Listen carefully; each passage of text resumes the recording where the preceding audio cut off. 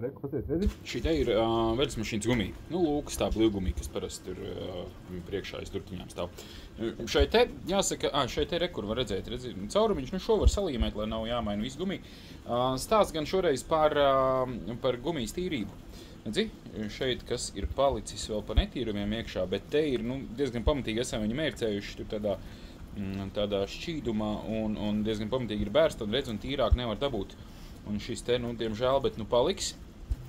Un tāpēc, lai izvairītos no šādām te paliekām, kas paliek, nu viņš ar laiku ar mitrumu tur iesēžās un ieēdās, es pat nezinu, kas tas ir, pelējums var būt, nemāku teikt.